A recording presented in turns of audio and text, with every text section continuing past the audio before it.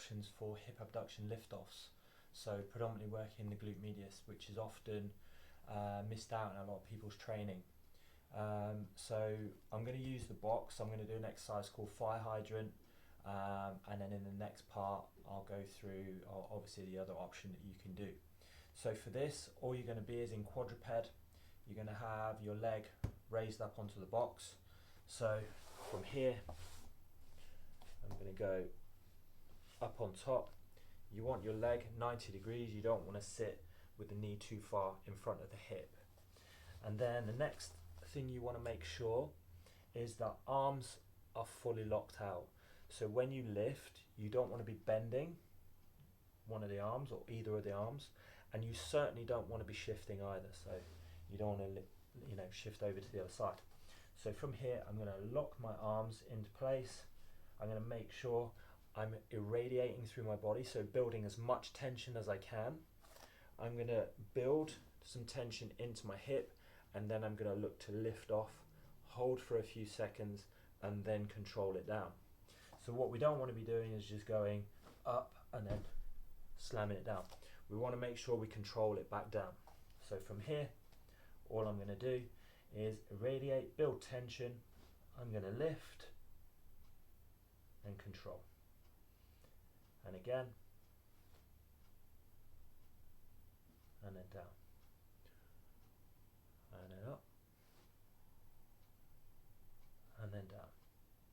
So in doing that, you may feel a slight stretch on the adductor as well. Completely normal. Make sure when you're doing this, like I've said previously, controlled throughout. You can do isometric lift-offs, which is holding for a few seconds, or you can do ballistic, so where you're coming up and then controlling it down, up and then back down. But make sure you do it for the required sets and reps as prescribed, and then in the next one I'll go through the next option for you. So option 2 for glute medius is simply using a yoga block. I normally put people up against the wall.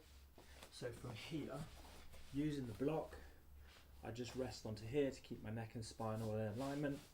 My bottom foot goes against the wall, and then my top leg stays here. So I'm all in a straight line from here.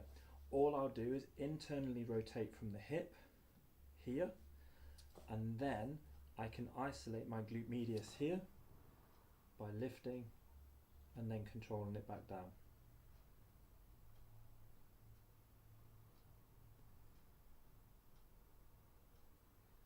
Trying to maintain that internal rotation on the hip, and again dorsiflex the ankle as well.